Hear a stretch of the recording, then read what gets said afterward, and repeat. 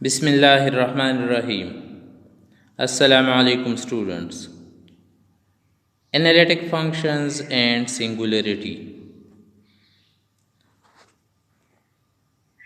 Analytic function are holomorphic function. Analytic function को दूसरा नाम जो है वो होलोमॉर्फिक फंक्शन भी आप दे सकते हैं, जिसका ये दूसरा नाम है इसका होलोमॉर्फिक फंक्शन या एनालिटिक फंक्शन। हमने पहले भी एनालिटिक फंक्शन पढ़ा था। यहाँ पे कुछ ज़रूरी बातें हैं जो डिस्कस करनी है। उसमें है note 1, a function is said to be analytic at a point if it is differentiable everywhere in some neighbourhood of that point.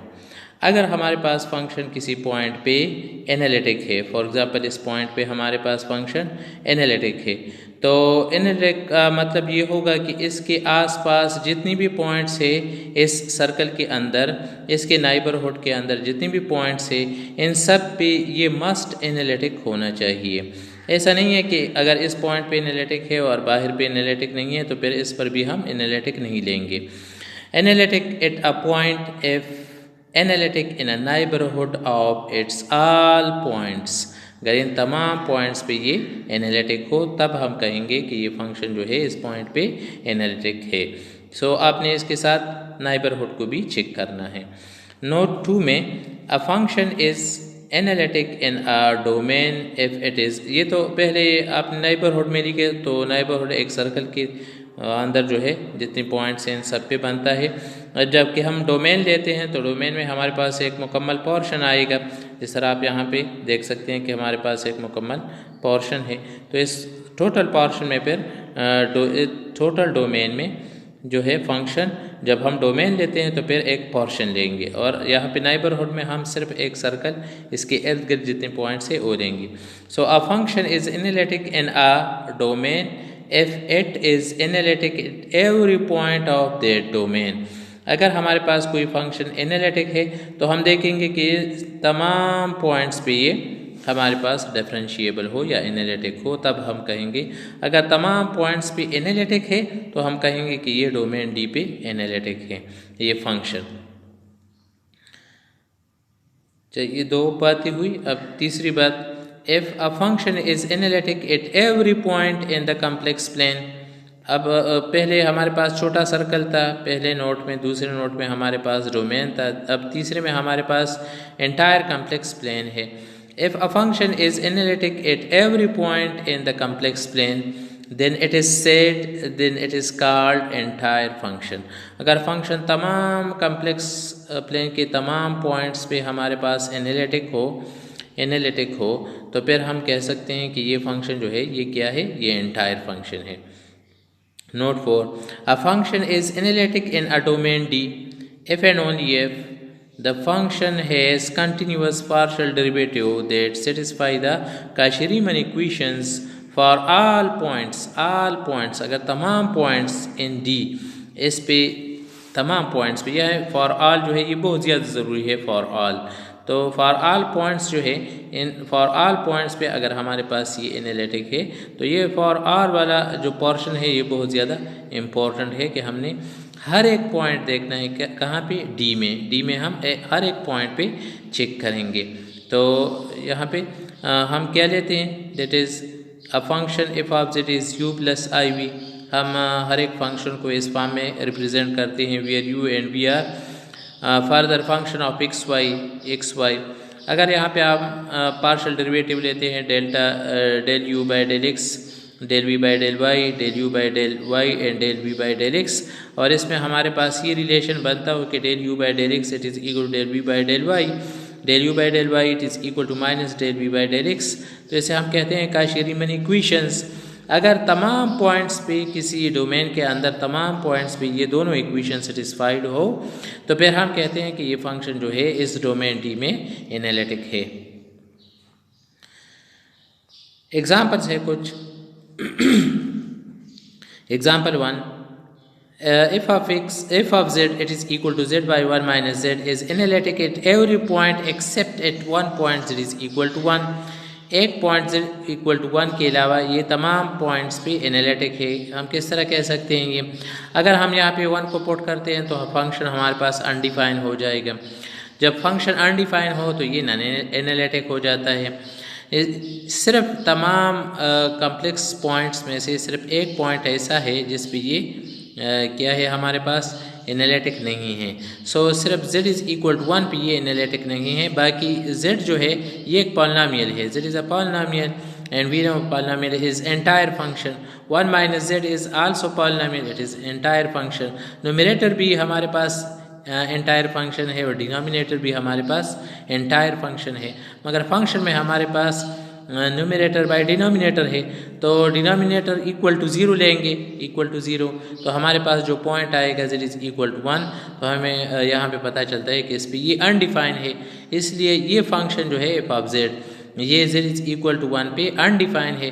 Undefine की वजह से ये फंक्शन हमारे पास यहाँ पे क्या हुआ, एनालिटिक है, but except z is equal to 1, z is equal to 1 पे ये एनालिटिक नहीं है। फर्दर फिर हम आगे अब पढ़ेंगे कि z इज़ इक्वल टू 1 जो है ये हमारे पास सिंगुलर पॉइंट है।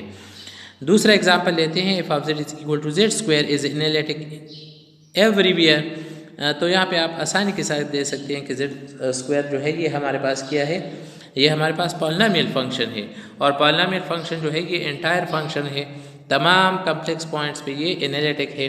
तो यहाँ पे f of z is equal to z square is polynomial function and polynomial functions are entire function.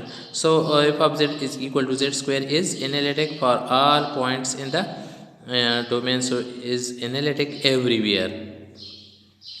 Next example है F of z is equal to z modulus square is not analytic anywhere. तो देखते हैं पहले कि ये काशी-रीमन equation को satisfy करता है या नहीं करता, क्योंकि तमाम पॉइंट्स पे हम देखेंगे। तो चलते हैं फिर, here F of z is equal to z square, we know z square absolute यहाँ पे मैं भूल गया हूँ, यहाँ पे भी एब्सोल्यूट होना चाहिए, equal to x square plus y square. So x square plus y square plus iota 0, क्योंकि इसमें आयोटा नहीं है तो आप आयोटा 0 ले सकते हैं यहाँ पे।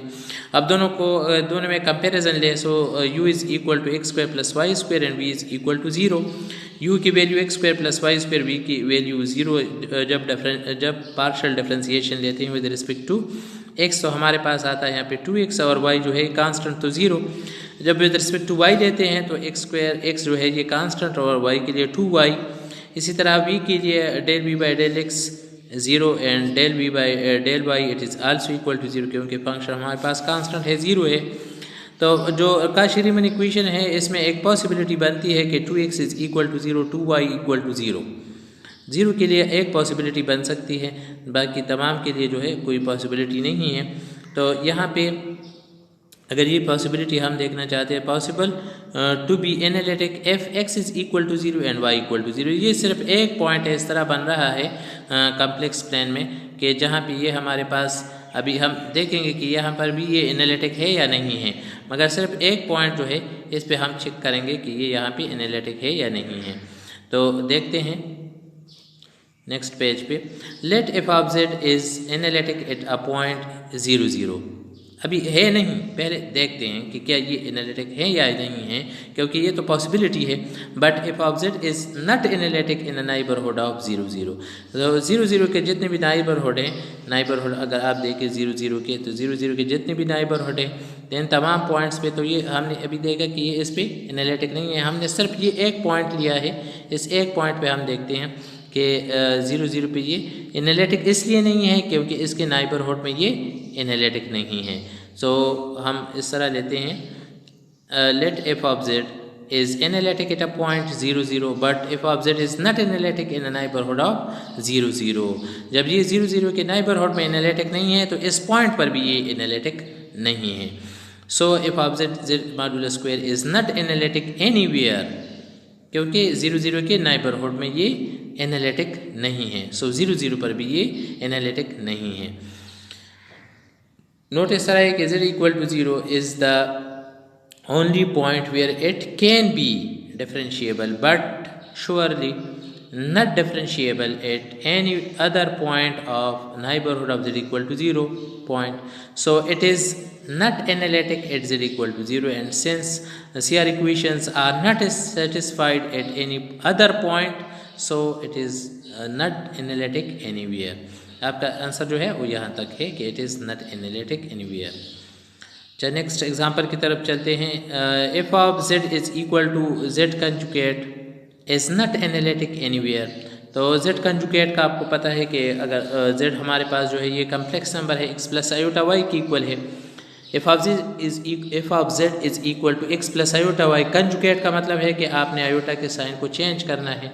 सो x माइनस आयोटा y, किसी भी फंक्शन को हम u प्लस आई वी के फॉर्म में कन्वर्ट करते हैं। So u is equal to x and v is equal to minus Y. अब del u by del x तो यहाँ पे आएगा 1, del u by del y तो यहाँ पे y नहीं है, ये कांस्टेंट हुआ तो आएगा 0, del v by del x से आएगा 0, और del u by del v by del y is equal to minus 1।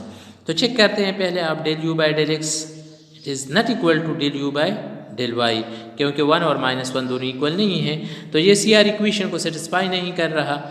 जब सी आर इक्वेशन सेटिस्फाइड नहीं है तो इसके तो दो इक्वेशन है, जब एक इक्वेशन भी सेटिस्फाइड ना हो तो ये टोटल के लिए सेटिस्फाइड नहीं है। So C R equation is not applicable here, therefore it is not analytic. So F of z is not analytic anywhere, conjugate function जो है ये कहीं पर भी एनालिटिक नहीं है तमाम कॉम्प्लेक्स प्लेन में। एग्जाम्पल नेक्स्ट है, if of z it is equal to x square y square is differentiable at each point of the coordinate axis but still it is not analytic। अगर ये differentiable है मगर ये analytic नहीं है, क्योंकि सिर्फ डिफरेंशिएबिलिटी जो है ये एनालिटिक के लिए ज़रूरी नहीं है। तो हम चेक करते हैं, if of z is equal to x square y square plus iota 0, u की वैल्यू आपके पास यहाँ पे u की value x square y square और v की वैल्यू 0। पहले इसके partial differentiation with respect to x, तो x स्क्वायर के लिए 2x और विद रिस्पेक्ट टू y तो y स्क्वायर के लिए 2y, तो आपके पास और v इक्वल टू 0 है, तो दोनों पार्शियल डेरिवेटिव जो है with respect to x with respect to y ये दोनों हमारे पास 0 0 आएंगे। तो इसका मतलब ये हुआ कि हमारे पास जो यहाँ पे बन रहा है 2x स्क्वायर वाई, अगर इन दोनों का हम यहाँ पे इन दोनों का हम कंपेयर करते हैं तो 2x y square it is equal to 0, और अगर इन दोनों को कंपेयर करते हैं तो हमारे पास आता है इन दोनों से 2x square y it is equal to 0, 2x square y equal to 0। इन सब के लिए हमारे पास क्या क्या पॉसिबिलिटीज़ बन सकती हैं, तो यहाँ पे चेक करते हैं। पॉसिबिलिटीज़ हमारे पास है if 2x y square equal to 0 and 2x square y equal to 0, तो अगर x 0 हो तो ये पॉसिबिलिटी हो सकती है कि ये इक्वेशन जो है ये सेटिस्फाइड है। अगर y इक्वल टू 0 हो तो भी पॉसिबिलिटी हो सकती है कि ये दोनों जो है दोनों इक्वेशन जो है ये इक्वल है, या ये पॉसिबिलिटी है कि x और y दोनों 0 हो।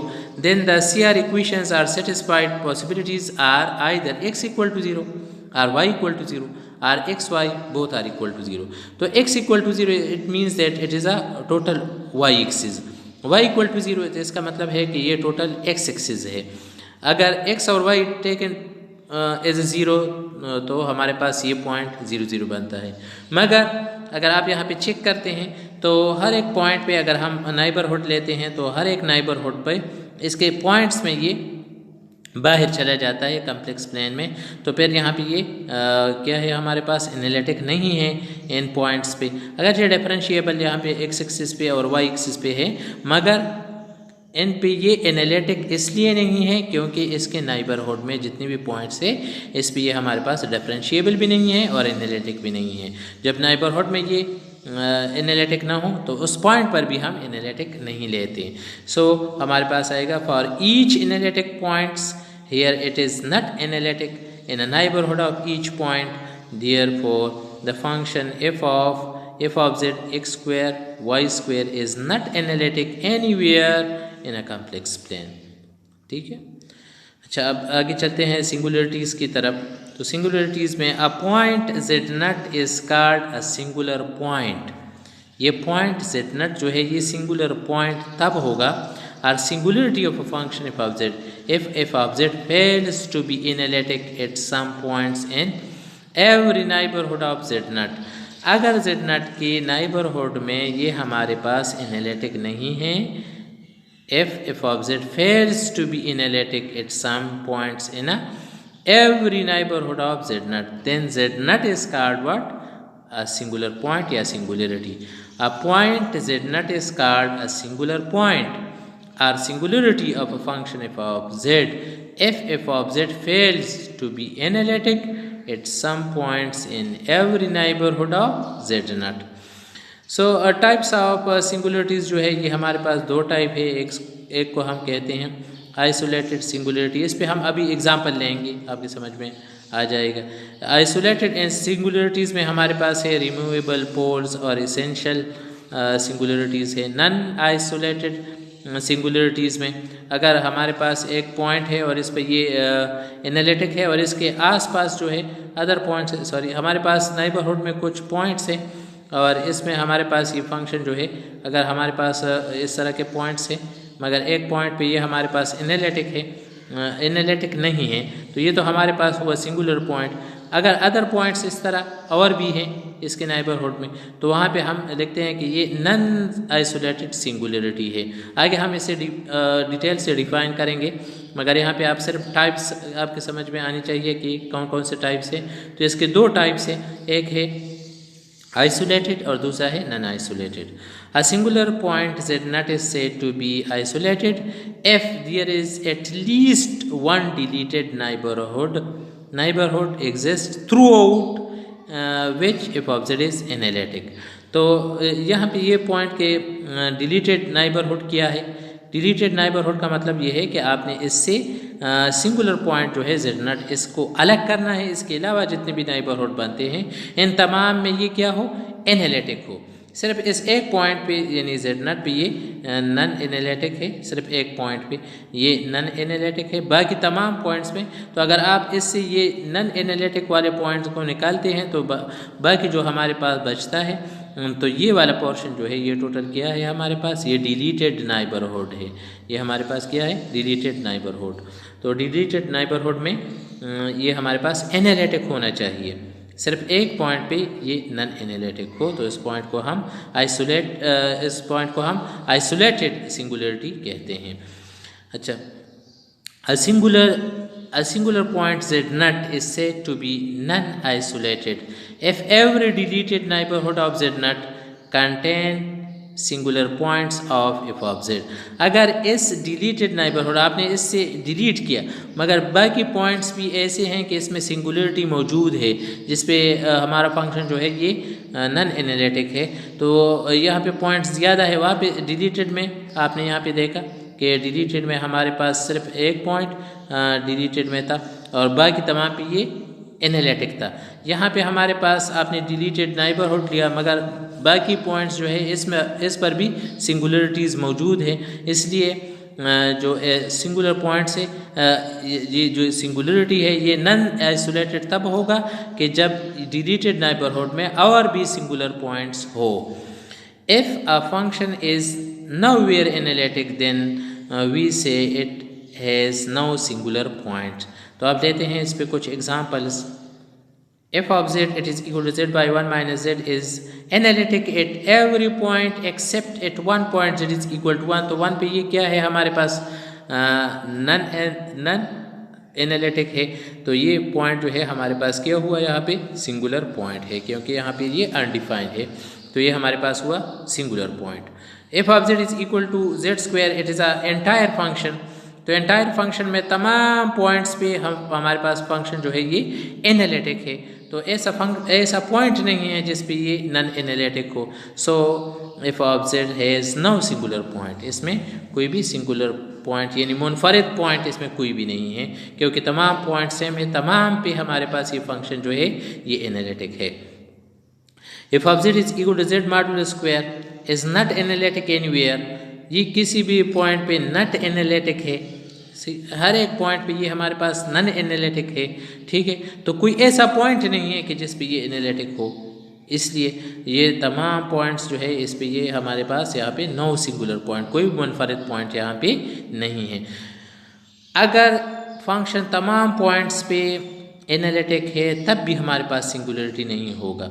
अगर फंक्शन हमारे पास तमाम पॉइंट्स पे नन एनालिटिक है तब भी हमारे पास नो सिंगुलरिटी। इसका मतलब ये है कि यहाँ पे कोई मुनफरिद पॉइंट नहीं है कि जिसे हम सिंगुलर लें।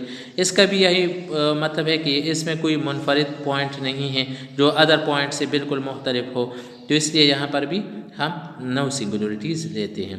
If of Z is equal to z conjugate is not analytic, तो ये भी इसी तरह का है कि ये हमारे पास नॉट एनालिटिक था, ये भी नॉट एनालिटिक है, so it has no singular point. If of z is equal to x square y square is differentiable at each point of the coordinates but is still nowhere analytic, जिस तरह हमने इससे पहले analytic में ये example लिया था, ठीक है। तो ये अगेन कहीं पर भी एनालिटिक नहीं है, तो इसमें कोई मुनफरिद पॉइंट नहीं है कि जो इससे मुख्तलिफ हो जिस पे एनालिटिक हो, क्योंकि तमाम पे नन एनालिटिक है, तो इसमें कोई मुनफरिद पॉइंट नहीं है, so it has no singular point. Example है if of Z is equal to Z minus one divide by Z cube Z square plus one. अब यहाँ पे हम किस तरह निकालते हैं सिंगुलर पॉइंट्स को, तो इसके लिए आसान मेथड ये है कि नीचे आपके पास जो डिनोमिनेटर है इस डिनोमिनेटर को इक्वल टू ज़ीरो लो, क्योंकि इन पॉइंट्स पे ये हमारे पास अनडिफाइन आएगा, डिनोमिनेटर इक्वल टू ज़ीरो। अब इसका सोल्यूशन जो लेते हैं तो Z cube equal to zero, Z equal to zero और Z square plus one equal to zero, तो Z is iota and minus iota. तो यहाँ पे हमारे पास सिंगुलर पॉइंट्स जो है ये फाइनाइट बन रहे हैं, ज़ीरो आयोटा माइनस आयोटा। सो इस फंक्शन के लिए हमारे पास फाइनाइट सिंगुलर पॉइंट्स है which are z equal to zero, Z equal to iota, z is equal to minus iota. F of Z is equal to one by sine z for undefined sine z, तो denominator equal to zero. जब denominator equal to zero आप यहाँ पे लेते हैं तो आप देख सकते हैं डिनोमिनेटर इक्वल टू ज़ीरो, तो ये ज़ीरो हमारे पास तब बनता है कि जब z की वैल्यू हमारे पास n पाई हो। n जो है ये एक इंटीजर है, किसी भी इंटीजर को आप यहाँ पे पुट करो तो इससे हमारे पास क्या आएगा, ज़ीरो आएगा। तो इस हालत में हमारे पास आप देख सकते हैं कि इनफाइनाइट सिंगुलर पॉइंट्स है which are equal to z is equal to n pi. n कोई भी इंटीजर है, जब यहाँ पे आप पुट करते हैं तो हमारे पास ये कंडीशन सेटिस्फाई हो जाता है। तो उम्मीद है तलबा आपके समझ में ये पॉइंट्स, ये दोनों टॉपिक्स आए होंगे। आप वीडियो देखिए और 2-3 दफ़ा देखने के बाद खुद नोट्स बनाइए। Thank you, thanks a lot.